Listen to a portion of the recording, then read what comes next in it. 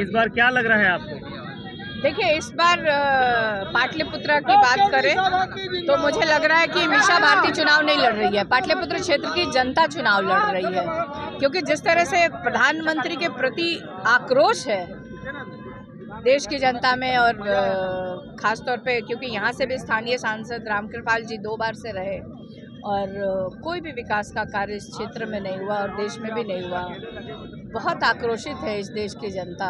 10 वर्षों से जितने भी वादे किए गए प्रधानमंत्री के द्वारा या स्थानीय सांसद महोदय के द्वारा, एक भी वादा उन्होंने पूरा करने का काम। हम लोग अपने काम के बल पे जनता के मुद्दों को हम लोग उसके साथ हैं, लेकिन 10 वर्षों से इस देश के प्रधानमंत्री जी ने ना तो महंगाई कम किया है, ना ही बेरोजगारी को दूर। नमस्कार, लोकसभा चुनाव 2024 का 5वां चरण हो चुका है, 2 चरण और बाकी है। पाटलिपुत्र लोकसभा चुनाव अंतिम चरण में है, यानी 7वें चरण में है। और इसी दौड़ में आज खगौल में, यानी पाटलिपुत्र लोकसभा का जो खगौल का एरिया है, इस खगौल में एक कार्यालय का उद्घाटन किया है। आरजेडी का कार्यालय यहाँ खुला है, मीसा भारती जी का यहाँ कार्यालय खुला है जनसंपर्क के लिए। चूँकि कार्यालय नहीं होगा तो लोग कहाँ आएंगे, कहाँ जानकारी प्राप्त करेंगे। और आज कार्यालय खुली है। हमारे साथ हैं राजेश पाल जी, जो आरजेडी के महासचिव हैं, और बहुत सारे आरजेडी के नेतागण हैं, कार्यकर्तागण हैं, अध्यक्ष हैं, प्रदेश अध्यक्ष हैं, मंडल अध्यक्ष हैं। बहुत सारे लोग इस कार्यालय में आए हुए हैं। लगभग 50 से ज़्यादा गाड़ियां हमने देखा मीसा भारती के काफिले में था, और वो हर क्षेत्र का दौरा करी हैं पाटलिपुत्र लोकसभा का। कोई भी ऐसा मौका, कोई भी ऐसा चांस वो मिस नहीं करना चाहती हैं। इस बार वो चाहती हैं कि हमारी जीत हो और इंडिया गठबंधन की सरकार केंद्र में बने। क्या कहेंगे आप राजेश पाल जी? अभी जो देश की परिस्थिति है, मीसा भारती ऐसी महिला जीत के जाएंगी, वो बात रखेंगे पूरे प्रदेश के लिए। और हमको विश्वास है कि मीसा भारती महिलाओं के आवाज़ उठाएंगे, युवा का आवाज़ उठाएंगे। मेन जो गरीब दबे कुचले लोग हैं, जो अनुसूचित जाति के लोग हैं, उन लोगों का आवाज़ सांसद में बुलंद करेंगे। इसलिए मीसा भारती जो है कि हमारे जो है कैंडिडेट हैं पाटलिपुत्रा का, अब भारी बहुमत से ही जीतेंगे। इस बार क्या उम्मीद लग रहा है? चूँकि रामकृपाल जी भी कह रहे हैं कि कोई आ जाए हमसे, हमको फर्क नहीं पड़ता है, चुनाव हम ही जीत रहे हैं, चूँकि जनता हमारे साथ है। अरे भाई, हम 2002 में पार्षद बने। रामानंद जी जिस समय विधायक थे, उस समय ये सांसद थे। और इनसे पूछेंगे कहाँ कहाँ काम दिए ही। आज तक जितना 10 बरस अभी बता रहे हैं, इससे 10 बरस जितने पार्षद हैं सब इनसे गुस्साए हुए हैं। इस सिर्फ भोज में आते हैं, आप बुलाइएगा भोज में जाएंगे, विकास का काम इनको नहीं करना है, इनको भोज में खाना खाना है। कई सारे लोगों से हमने बात किया, पिछले बार भी, आज तो नहीं, पहले भी हमने रिपोर्टिंग किया है।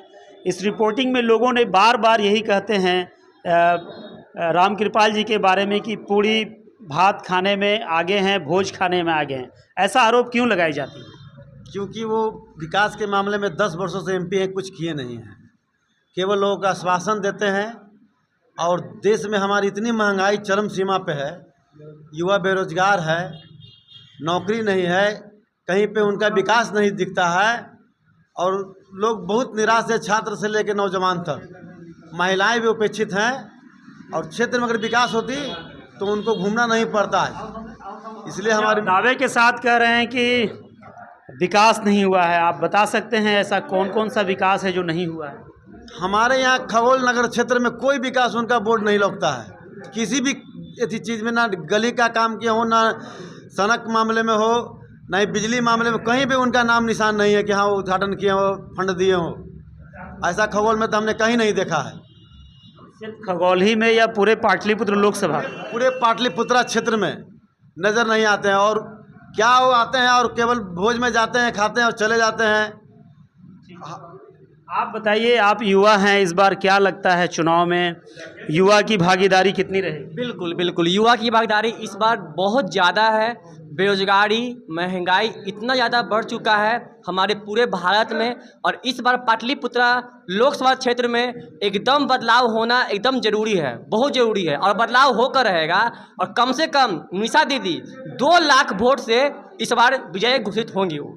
और भी बहुत सारे लोग हैं इस कार्यालय में बैठे हुए। चूँकि ये कार्यालय जो है खगौल में थाना के और मोती चौक के बीच में एक्सिस बैंक के ठीक बगल में खुला है, और ये कार्यालय चुनाव तक काम करेगी। आरजेडी का ये कार्यालय है।